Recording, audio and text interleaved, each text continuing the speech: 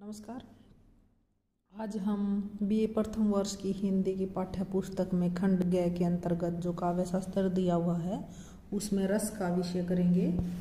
रस क्या होता है? काव्य पठन, श्रवण अथवा अभिनय दर्शन से जो अलौकिक आनंद उत्पन्न होता है उसे रस कहते हैं। आचार्य भरत मुनि ने रस की जो डेफिनेशन दी है, परिभाषा दी है, वो है विभावानुभावा व्यभिचारी संयोगादर्श निष्पत्ति। विभाव, अनुभाव तथा व्यभिचारी भावों के संयोग से रस की उत्पत्ति होती है। रस की उत्पत्ति काव्य में वर्णित मनोविकार अथवा भाव से होती है, जिसका अनुभव पाठक अथवा श्रोता दर्शक के हृदय में होता है। भाव के दो प्रकार होते हैं, स्थायी भाव और संचारी भाव। स्थायी भाव, जो भाव मन में अत्यधिक समय तक रहकर उसे तन्मय कर देते हैं, वे स्थायी भाव कहलाते हैं। संचारी भाव, जो भाव मन में कुछ समय के लिए बने रहते हैं, वो संचारी भाव कहलाते हैं। संचारी भाव 33 माने गए हैं। उनके नाम इस प्रकार हैं: निर्वेद, गलानी, मद, मोह, विषाद, शंका, चापल्य, गौरव, जड़ता, स्मृति, मृत्यु, व्याहति, उन्माद, सौपन, श्रम, भाष, चिंता, अपशमार, अमोष, उग्रता तथा हर्ष। ज्ञातव्य है कि इन दो भावों के अतिरिक्त रस उत्पत्ति के लिए विभाव और अनुभाव की आवश्यकता होती है। विभाव, रस उत्पत्ति और उद्दीपन के कारणों को विभाव की संज्ञा दी गई है। विभाव के दो भाग होते हैं, आलंबन और उद्दीपन। आलंबन, जिसके कारण स्थायी भाव की उत्पत्ति होती है, उसे आलंबन कहते हैं। जैसे श्रृंगार में प्रेम पात्र, करुणा में मृत व्यक्ति और रोदन में स्त्रु, ये आलंबन है। उद्दीपन, उत्पन्न हुए स्थायी भाव को उद्दीप्त अथवा तीव्र करने वाली परिस्थिति को उद्दीपन कहा जाता है। जैसे श्रृंगार में प्रकृति का सौंदर्य, वसंत और संगीत, हास्य में हास्योत्पादक व्यक्ति की चेष्टाएं, वीर में मारू नामक वाद्य यंत्र और चारणों में बढ़ावा इत्यादि, ये उद्दीपन है। अनुभाव, जो शारीरिक चेष्टा आंतरिक मनोभावों को बाहर करे, वह अनुभाव है। जैसे मुख खिलना, भुजा फड़कना, कंपन, रुदन, आंखें लाल होना इत्यादि। अनुभाव के 4 भेद माने जाते हैं: सात्विक, कायिक, वाचिक और आहार्य। सात्विक, जो विचार अथवा चेष्टाएं शरीर की शारीरिक क्रियाओं के रूप में होती हैं, उन्हें सात्विक कहते हैं।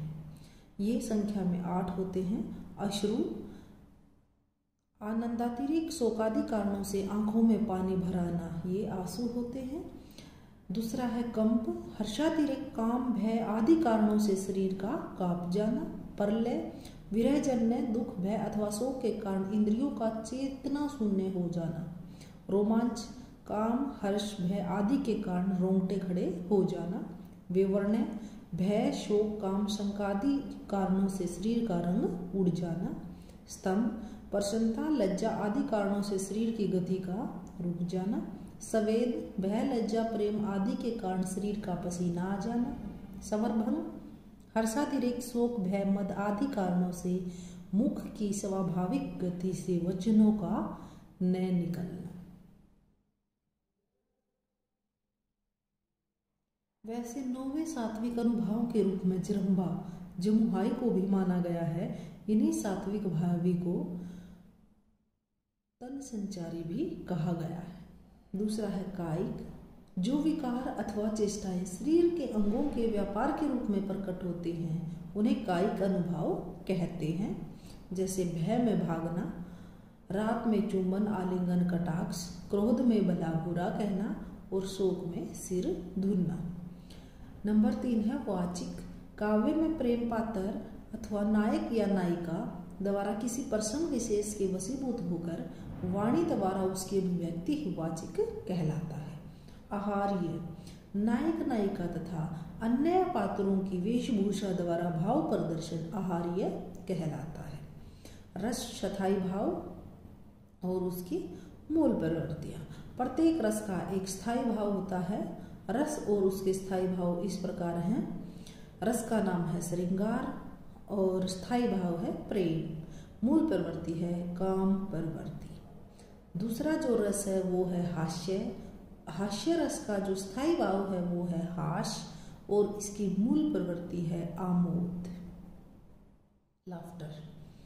तीसरा है वो करुण। करुण का स्थायी भाव है शोक और इसकी मूल प्रवृत्ति है वो है शरणागति।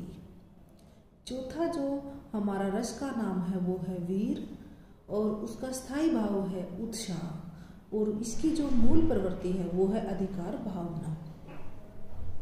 नंबर 5 रौद्र। रौद्र का जो स्थायी भाव है वो है क्रोध और इसकी मूल प्रवृत्ति है युयोत्सना। नेक्स्ट है जो वो है भयानक। भयानक का जो स्थायी भाव है वो है भय और इसकी जो मूल प्रवृत्ति है वो है पलायन। विभत्स। विभत्स का स्थायी भाव जुगुप्सा और इसकी मूल प्रवृत्ति है निवृत्ति। नेक्स्ट जो रस है वो है अद्भुत और अद्भुत का जो स्थायी भाव है वो है विस्मय और इसकी जो मूल प्रवृत्ति है वो है कुतूहल। नेक्स्ट शांत। शांत का जो स्थायी भाव है वो है निर्वेद और मूल प्रवृत्ति आत्महीनता। वात्सल्य। वात्सल्य का रस का स्थायी भाव है निर्वेद और इसकी मूल प्रवृत्ति है आत्महीनता।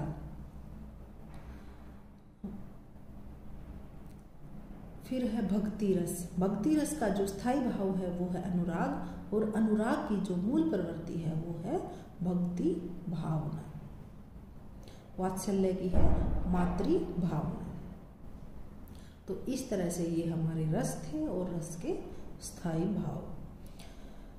भर्तमुनि ने तो रस 8 बताए हैं। वैसे नॉर्मल हमारे सामान्य तौर पर 9 रस होते हैं, लेकिन भानुदत्त ने 11 रसों का भी वर्णन किया है। श्रृंगार जो रस होता है उसका के भी 2 भेद होते हैं। प्रेम पूर्ण जो वर्णन है वो श्रृंगार रस के अंतर्गत आता है और श्रृंगार रस के 2 भेद माने गए हैं, संयोग श्रृंगार और वियोग श्रृंगार। संयोग जब प्रेमी और प्रेम पात्र एक साथ हों। विपर्लभ या वियोग श्रृंगार जब प्रेमी और प्रेम पात्र एक दूसरे से दूर हों। स्थायी भाव का श्रृंगार का जो स्थायी भाव होता है वो प्रेम होता है, रति है। इसमें आलंबन होता है जो प्रेम पात्र नायक या नायिका। उद्दीपन जो होता है इसमें बसंत ऋतु, प्राकृतिक सौंदर्य, चांदनी रात, वाटिका या संगीत कुछ भी। अनुभव जो इसके होते हैं वो संयोग, मुख खिलना, मुस्कुराना, एकटक देखना, हाव भाव, मधुरालाप, वियोग रुदन, क्रंदन, विलाप, प्रलाप, निश्वास, ये इसके अनुभव होते हैं। एक उदाहरण के द्वारा देख लेते हैं। रामचरितमानस की 2 लाइन है संयोग श्रृंगार की। करत बतही बत कही अनुज सन, मन सिय रूप लुभान, मुख सरोज मकरंद छवि, कर मधुप एव पान। एक हम प्रिय प्रवास का देख लेते हैं। प्रिय प्रवास जो कि अयोध्या सिंह उपाध्याय द्वारा रचित है, उसमें हम विपर्लभ श्रृंगार देख लेते हैं। अति अप्रिय हुआ है क्यों उसे गेह अपना, प्रतिदिन जिसकी ही ओर आंखें लगी हैं, पगहित जिसके मैं नीते ही बिछाती, पुलकित पलकों के पावड़े प्यार दवारा, मम उड़ जिसके ही हेतु है मोम जैसा। तो यह है विपर्लभ श्रृंगार का उदाहरण। धन्यवाद।